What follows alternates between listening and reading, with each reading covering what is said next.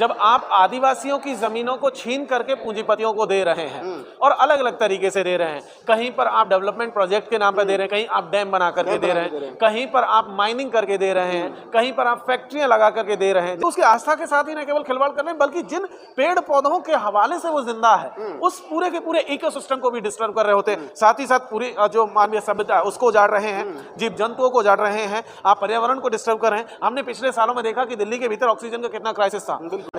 आज दिल्ली के इस स्थान पर आदिवासी अधिकार सभा का आयोजन हुआ था जिसमें शहीद भगत सिंह, राजगुरु और उनके तमाम साथियों की शहादत दिवस मनाया गया था। प्रोफेसर साहब थोड़ा सा बताइए कि भगत सिंह की शहादत दिवस से, राजगुरु की शहादत दिवस से, सुखदेव की शहादत दिवस से आदिवासियों के अधिकार का क्या संबंध है? जी बिल्कुल संबंध है और बहुत सीधा सीधा संबंध है कि जिस तरीके की आज़ादी का सपना भगत सिंह, सुखदेव और राजगुरु ने देखा था और वो एक ऐसा सपना था जहां पर सबको बराबरी मिले और न केवल बराबरी कानूनी तौर पर बल्कि वो संसाधनों में भी बराबरी की हिस्सेदारी की बात कर रहे थे और संसाधनों में हिस्सेदारी की लड़ाई ये आज की तारीख में आदिवासी लड़ रहा है। तो एक सीधा संबंध जो है भगत सिंह, सुखदेव और राजगुरु के साथ में आदिवासियों का है और इसीलिए आज जब 23 मार्च को हम लोग यहाँ पर हैं अम्बेडकर भवन में, तो ये भी एक समझिए कि बाबा साहब भी इसमें शामिल है जिन्होंने ये सारी चीज़ों को कोडिफिकेशन का काम किया, सारी चीज़ों को कॉन्स्टिट्यूशन में मेंशन करने का काम किया। तो ये एक कोइंसिडेंट नहीं है बल्कि एक पूरी तरीके से समझिए कि हम अपने पुरखों की विरासत से जुड़ने की कोशिश कर रहे हैं। आदिवासी समाज की जल जंगल की लड़ाई रही है, बिरसा मुंडा से लेकर के और तमाम जितने पुरखे हुए हैं, आज भी उन्हीं की ज़मीन पर अडानी अंबानी कब्जा कर रहे हैं। सरकार कहीं ना कहीं उनको दे रही है और जिस प्रकार से पिछले दिनों आपने देखा होगा कि ज़मीनें जो है वो दी गई, आवंटित की गई हैं, क्या कहोगे इस विषय में? देखिए ये अभी नहीं, पिछले लंबे समय से चल रहा है। जब आप आदिवासियों की जमीनों को छीन करके पूंजीपतियों को दे रहे हैं और अलग अलग तरीके से दे रहे हैं, कहीं पर आप डेवलपमेंट प्रोजेक्ट के नाम पर दे रहे हैं, कहीं आप डैम बना करके दे रहे हैं, कहीं पर आप माइनिंग करके दे रहे हैं, कहीं पर आप फैक्ट्रियां लगा करके दे रहे हैं। जैसे कि आप याद कीजिए जमशेदपुर जिसको टाटा नगर कहा जाता है, टाटा नगर किसकी जमीन पर बसा हुआ है? लगभग 900 आदिवासी गाँव को उस समय उजाड़ करके टाटा नगर को बसाया गया था। उसी तरीके से आप देखेंगे तो अलग अलग हिस्सों में आदिवासियों की जमीनें छीनी जा रही। अब इस पे कहना यह है कि भाई देखो, इस देश के विकास की कीमत सिर्फ आदिवासी ही क्यों चुकाएगा? और आदिवासियों के भाई विकास की कीमत में सिर्फ आदिवासियों के एग्जिस्टेंस का मसला है, अस्तित्व का मसला है। क्योंकि जब आप जमीन छीनते हैं तो आदिवासियों के अस्तित्व को खत्म कर रहे थे, क्योंकि सिर्फ उनके लिए जमीन नहीं है, रहने की जगह नहीं है। उसी से उनकी संस्कृति जुड़ी है, उसी से उनकी पूरी परंपरा जुड़ी है, उसी से उनकी विरासत और इतिहास जुड़ा हुआ है। आप देखिए जब कोई एक आदिवासी व्यक्ति जब मरता है तो आदिवासी समाजों में माना जाता है कि वो उसी जंगल में उसके गांव के आसपास रह रहा है और ये मरने के बाद आफ्टर डेथ, क्योंकि उनका मानना है कि उनके परिवार के साथ में वो व्यक्ति अभी भी है और वो हमेशा रहेगा जब तक वो जंगल है। और जैसे ही आप उसको खत्म करते हैं, उसके घर को उजाड़ते हैं, तो सोचिए उसका पूरा बिलीफ सिस्टम भी जो है आप उजाड़ दे रहे हैं। वो जो आस्था के साथ खिलवाड़, बिल्कुल आपकी उसकी आस्था के साथ ही न केवल खिलवाड़ कर रहे हैं बल्कि जिन पेड़ पौधों के हवाले से वो जिंदा है उस पूरे के पूरे इकोसिस्टम को भी डिस्टर्ब कर रहे होते हैं। साथ ही साथ पूरी जो मानवीय सभ्यता है उसको उजाड़ रहे हैं, जीव जंतुओं को उजाड़ रहे हैं, आप पर्यावरण को डिस्टर्ब कर रहे हैं। हमने पिछले सालों में देखा कि दिल्ली के भीतर ऑक्सीजन का कितना क्राइसिस था, लेकिन अब उसके बावजूद भी हम जिस तरीके से हंसदेव, जिसे आप कहते हैं छत्तीसगढ़ का फेफड़ा कहा जाता है, और उस पूरे फेफड़े को आपने उजाड़ दिया और उजाड़ करके क्या कर दिया, वहां पर विनाश फैला दिया। तो ये सिर्फ आदिवासियों का ही नुकसान है, पूरी मानव सभ्यता का नुकसान है, पूरे इंसानी समाज का नुकसान है, पूरे देश का नुकसान है। और आज वो ये जो रिसोर्स है जिसको आदिवासी प्रोटेक्ट कर रहा है वो किसका? सिर्फ आदिवासियों का नहीं है, वो इस देश का रिसोर्स है। इसमें रहने वाले दलितों का भी हिस्सा है, उसमें पिछड़ों का भी हिस्सा है, बाकी के अल्पसंख्यकों का भी हिस्सा है, सबका हिस्सा है। तो वो सबके हक की लड़ाई लड़ रहा है, लेकिन कुर्बानी उसकी वो अकेला चुका रहा है। और इसीलिए इस लड़ाई को लड़ना जरूरी है, क्योंकि सब अगर आदिवासी बचेगा तो सारे लोग बचेंगे, सबकी जमीनें बचेंगी। और आदिवासियों के साथ आप देख लीजिए पिछले सालों में जिस तरीके से किसानों के ऊपर हमले बढ़े हैं, दलितों की जमीनें तो पहले ही छीन ली गई और जहां लैंड रिफॉर्म होने थे दलितों को जमीन देनी थी वो जमीनें दी ही नहीं गई, तो उनको तो पहले ही इस लड़ाई से बाहर कर दिया गया और उसके बाद किसानों को बाहर किया गया, फिर अब जो है आदिवासियों का मसला चल रहा है। तो इसलिए इस लड़ाई को लड़ना जरूरी है। आप कह रहे हैं कि इस लड़ाई को लड़ना जरूरी है कि सरकार बार बार दलील दे रही है कि देश के डेवलपमेंट के लिए जो उद्योग क्या नाम है लगाना है, उसके लिए बिजली चाहिए और बहुत सारी सुविधाएं चाहिए, तो उसके लिए ज़मीन चाहिए। और ज़मीन अगर उस जगह पर आदिवासी की हो तो उनसे ली जाएगी, उसके बदले उनको कुछ ना कुछ दिया जाएगा, नौकरी दी जाएगी, उनको उनका पुनर्स्थापना कहीं ना कहीं की जाएगी।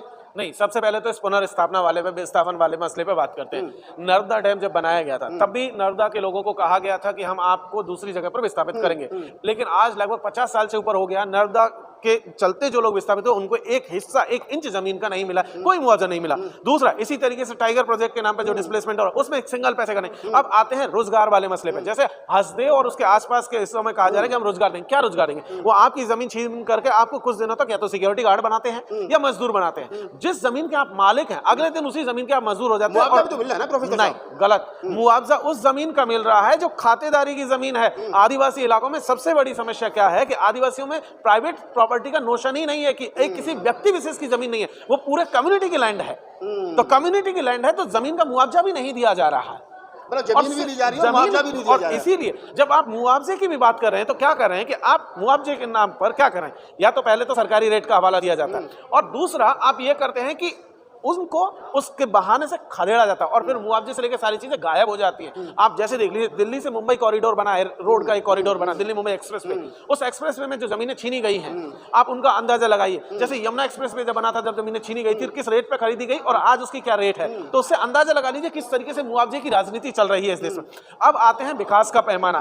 तो विकास, जब हसदेव का जंगल कट रहा है तो हसदेव में अडानी की एंट्री से पहले ये जंगल जो है, यहाँ से बिजली उत्पादन का जो जिम्मेदारी थी वो राजस्थान की जो सरकार की जो इकाई थी, विद्युत उत्पादन जो इकाई थी उसके पास थी, और वो उत्पादन करने के बाद उस बिजली को इस देश की सरकार को देना था और उसका 30% टोटल प्रोडक्शन का छत्तीसगढ़ को देना था और इनकम का भी देना था। लेकिन जैसे अडानी की एंट्री हुई, बिजली बांग्लादेश के साथ एग्रीमेंट साइन हुआ स्पेशल इकोनॉमिक जोन में, जो छत्तीसगढ़ को मिलना था वो नहीं मिला।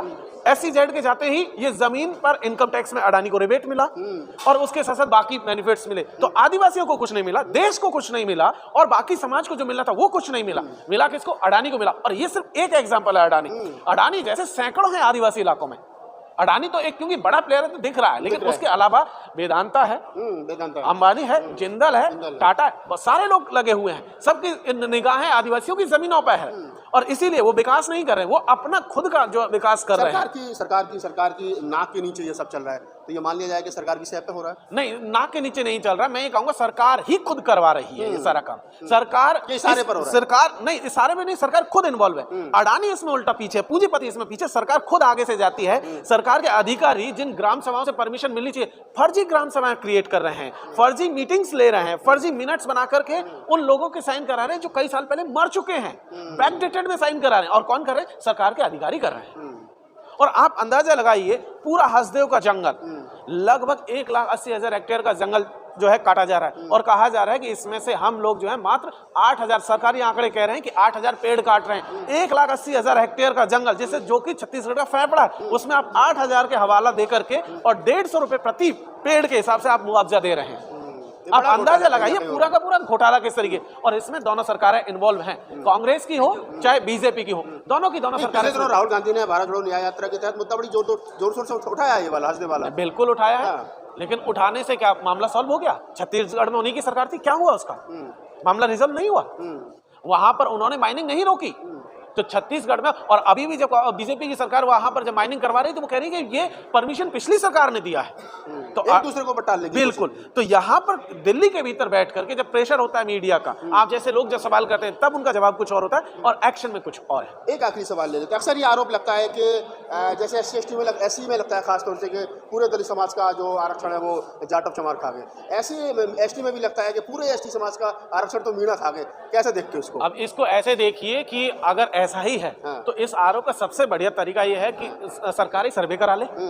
पहले ये निकाल ले कि 1947 के बाद से जितनी नौकरियां गवर्नमेंट में क्रिएट की गई, ठीक है, उसमें जैसे ST का मामला है तो 7.5% के हिसाब से देख ले कि इतनी नौकरियां क्रिएट हुई, उसमें इतने आदिवासियों को नौकरी मिली और उसमें उसके बाद इस तबके को इतनी मिली, तभी तो जाके हम इस आंकड़े पर आ पाएंगे। चाहे वो SC का मामला हो, चाहे OBC का मामला हो, चाहे किसी का भी मामला हो। अगर यही कहना है तो हम ये कह सकते हैं कि EWS का सारा हिस्सा तो ब्राह्मण खा गए। अगर यही एलिगेशन ही लगना है तो हम यहाँ से ये कह रहे हैं कि EWS का सारा हिस्सा ब्राह्मण खा गए और ठाकुरों के हिस्से में गालियां आई।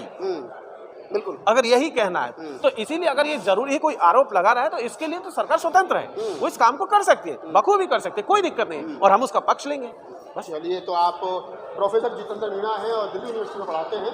मैंने कई मुद्दे, कई सवाल उनसे लिए और उन्होंने पूरे मुखर होकर के सारी सवालों के जवाब दिए। खासतौर से आदिवासी समाज की जो लड़ाई है वो जल जंगल की लड़ाई है, उनके संस्कारों की लड़ाई है, उनके कल्चर की लड़ाई है, और उस कल्चर को बचाए रखने के लिए आदिवासी हमेशा से कहीं ना कहीं आंदोलित रहे हैं। और आज भी यहाँ दिल्ली में डॉक्टर अम्बेडकर आदिवासी रोड पर इसी बात को लेकर के शहीदी दिवस पर ये चर्चा हो रही है कि आदिवासियों के हक हकूक जो है वो किस प्रकार से सुरक्षित की जाए। सरकार ये वाली हो चाहे सरकार दूसरे वाली हो, हमेशा से आदिवासियों को कहीं ना कहीं नजरअंदाज किया गया। धन्यवाद।